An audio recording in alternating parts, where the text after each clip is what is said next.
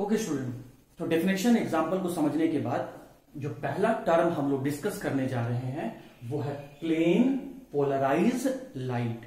ये टर्म्स का use carbohydrate के डेफिनेशन में आने वाला है, कार्बोहाइड्रेट के एग्जाम्पल में आने वाला है। तो आप ध्यान से समझिए, इस प्लेन पोलराइज लाइट को हम लोग शॉर्ट में PPL कहते हैं। PPL, ये जो पहला P लिखा हुआ है वो एक प्लेन को बता रहा है, जो दूसरा P लिखा हुआ है ये पोलराइज वर्ड के लिए यूज किया गया है, और L stand for the light. जैसे देखिए स्टूडेंट, ध्यान से देखिए,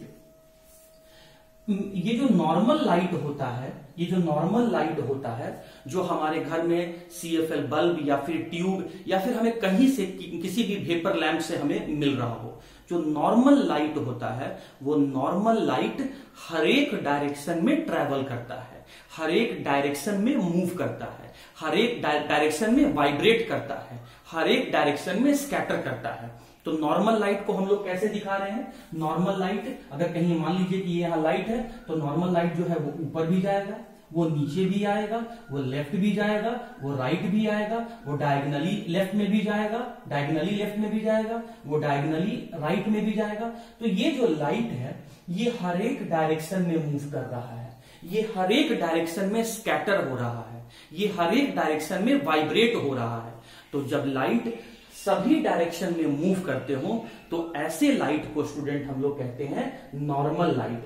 नॉर्मल लाइट, नॉर्मल लाइट क्यों बोले हम लोग नॉर्मल लाइट? क्योंकि ये हर एक डायरेक्शन में मूव कर रहा है, हर एक डायरेक्शन में ट्रेवल कर रहा है, स्कैटर कर रहा है या वाइब्रेट कर रहा है। लेकिन जब कोई लाइट, ध्यान दीजिए स्टूडेंट यहां पे, जब कोई लाइट एक ही डायरेक्शन में ट्रेवल करे, एक ही डायरेक्शन में मूव करे, एक ही डायरेक्शन में स्कैटर करे, एक ही प्लेन में वाइब्रेट करे, तो ऐसे लाइट को हम लोग कहते हैं plane polarise light.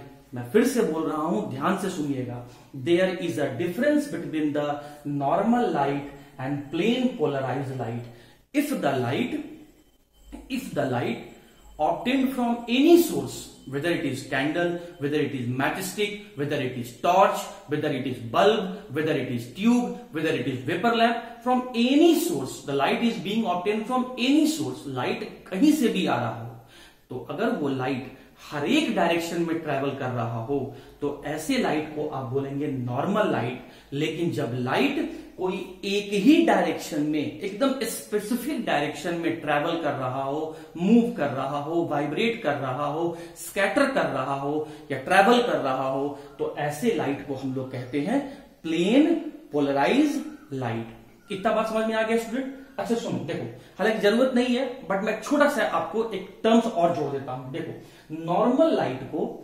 Plane polarise light में बदलने के लिए हम लोग निकोल प्रिज्म जैसा अपैरेटस का यूज करते हैं।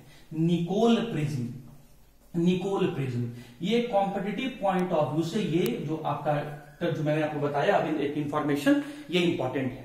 तो जब नॉर्मल लाइट को निकोल प्रिज्म से पास करवाते हैं तो ये नॉर्मल लाइट जो है वो प्लेन पोलराइज लाइट में कन्वर्ट हो जाता है। तो आपको उम्मीद करते हैं कि नॉर्मल लाइट आपको प्लेन पोलराइज लाइट समझ में आ गया, और नॉर्मल लाइट को प्लेन पोलराइज लाइट में कैसे कन्वर्ट करेंगे ये भी आपको समझ में आ गया होगा। अब स्टूडेंट, सेकेंड डेफिनेशन जो हम लोग समझने जा रहे हैं, आइए उसको देख लेते हैं। तो सेकेंड इंफॉर्मेशन जो हम लोग को समझना है, जो सेकेंड इंफॉर्मेशन हम लोग को समझना है उसका नाम है कायरल कार्बन। कायरल मॉलिक्यूल कह लो, कायरल कार्बन नहीं कहो, आप कायरल मॉलिक्यूल कह लो। कायरल, कायरल, ये मैं लिख रहा हूं, ध्यान सुनिएगा, कायरल मॉलिक्यूल। ये कायरल मॉलिक्यूल क्या होता है? प्रोनाउंसिएशन सही रखिएगा, उच्चारण सही रखिएगा। देखिए इसको ये पढ़िएगा काई, काई, ये काई, और इसको ऐसे पढ़िएगा, ये इसका सही प्रोनाउंसिएशन है, कायरल, कायरल। तो कायरल मॉलिक्यूल क्या होता है, आइए समझते हैं। देखिए मैं क्या कर रहा हूं, कुछ एग्जांपल से आपको समझा रहा हूं। जैसे मैंने ये ले लिया एक एटम, कार्बन एटम, और हम लोग बहुत अच्छे ढंग से जानते हैं कि कार्बन जो है वो टेट्रा वैलेंसी नेचर का होता है, मतलब कार्बन का वैलेंसी 4 होता है।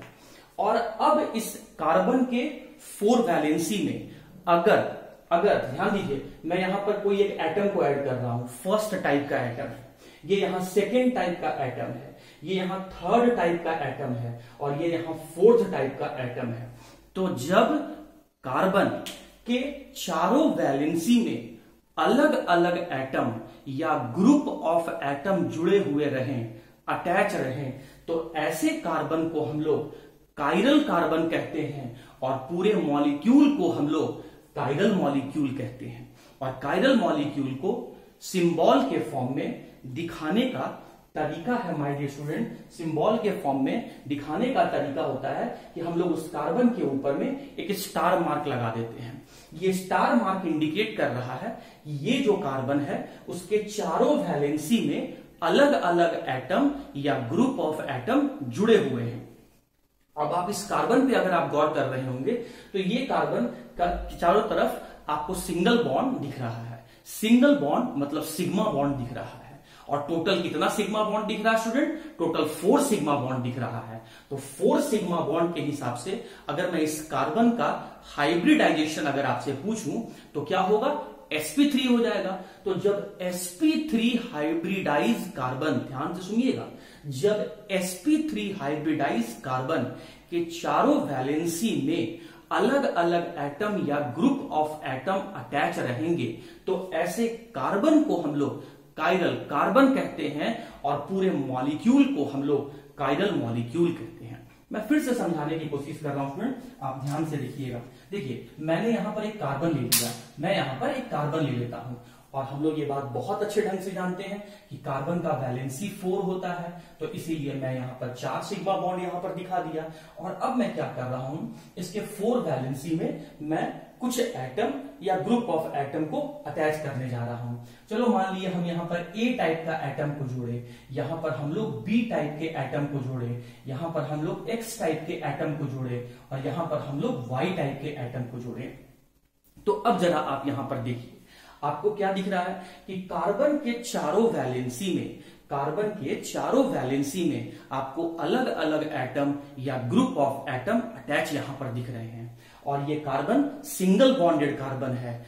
कायरल कार्बन होने के लिए, कायरल कार्बन होने के लिए वो कार्बन का हाइब्रिडेशन sp3 होना चाहिए, मतलब वो कार्बन सिंगल बॉन्डेड ही होना चाहिए। तो जब सिंगल बॉन्डेड कार्बन, जब sp3 हाइब्रिडाइज कार्बन के चारों वैलेंसी में अलग अलग एटम या ग्रुप ऑफ एटम अगर जुड़े हुए हों, अटैच हों, तो इस कार्बन को हम लोग कायरल कार्बन कहते हैं और पूरे मॉलिक्यूल को हम लोग कायरल मॉलिक्यूल कहते हैं, कायरल मॉलिक्यूल कहते हैं।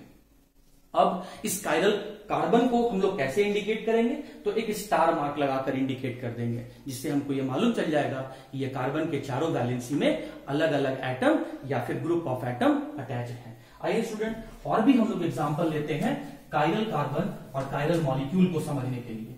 तो देखिए एग्जांपल के फॉर्म में कर लिए, मैं यहां पर एक कार्बन लिया, अब इस कार्बन के 4 वैलेंसी को मैंने इंडिकेट किया, यहां मैंने फ्लोरीन एटम को जोड़ दिया, यहां मैं क्लोरीन एटम को जोड़ रहा हूं, यहां मैं ब्रोमीन एटम को जोड़ रहा हूं और यहां लेफ्ट में मैं आयोडीन एटम को जोड़ रहा हूं। तो सबसे पहले आप चेक कीजिए, क्या वो कार्बन सिंगल बॉन्डेड है?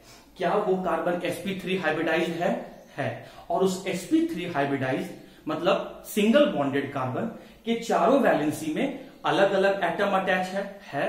तो ये कार्बन को हम लोग कायरल कार्बन कहेंगे, क्योंकि स्टूडेंट कायरल का मतलब ही होता है अनसिमेट्रिकल।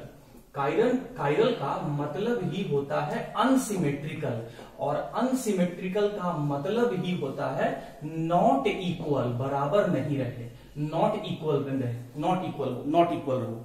तो अब देख सकते हैं इस कार्बन के चारों वैलेंसी में, इस sp3 हाइब्रिडाइज कार्बन के चारों वैलेंसी में अलग अलग एटम या ग्रुप ऑफ एटम अटैच हैं। तो ऐसे कार्बन को हम लोग कायरल कार्बन और पूरे मॉलिक्यूल को हम लोग कायरल मॉलिक्यूल कहेंगे और इस कार्बन को हम लोग स्टार मार्क से इंडिकेट कर देंगे। आइए एग्जांपल हम लोग और भी लेते हैं।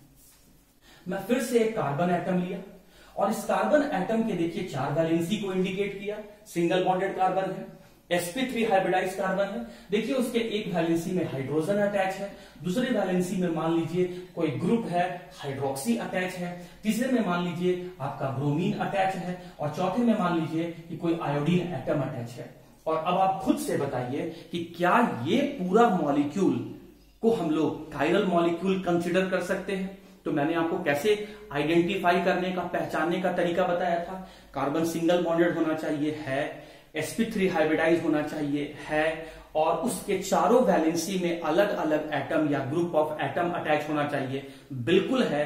तो हम लोग कह सकते हैं कि ये जो कार्बन है ये अनसिमेट्रिकल है, ये नॉट इक्वल एटम या ग्रुप ऑफ एटम कंटेन करने वाला कार्बन है।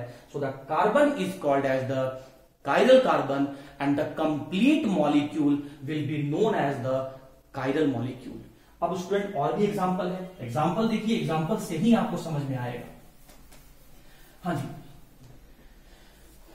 अब फिर से एग्जांपल लेते हैं। मैंने यहां पर ये कार्बन लिया, अब इस कार्बन में देखिए मैं यहां पर कुछ एटम या ग्रुप ऑफ एटम को अटैच करने जा रहा हूं। मैं यहां पर हाइड्रोजन को अटैच कर दिया, यहां पर मैं ब्रोमीन को अटैच कर दिया, यहां भी मैं हाइड्रोजन को अटैच कर दिया, और यहां पर मैं यहां पे हाइड्रोक्सी ग्रुप को अटैच कर दिया गया। और आपसे बोला गया कि क्या ये कार्बन या पूरा मॉलिक्यूल जो है कायरल मॉलिक्यूल है। तो हम क्या देख रहे हैं कि ये कार्बन सिंगल बॉन्डेड है, sp3 हाइब्रिडाइज है, लेकिन इस कार्बन के टॉप में और लेफ्ट हैंड साइड में जो दो वैलेंसी आपको दिख रहा है, ये दोनों वैलेंसी में सेम एटम अटैच है।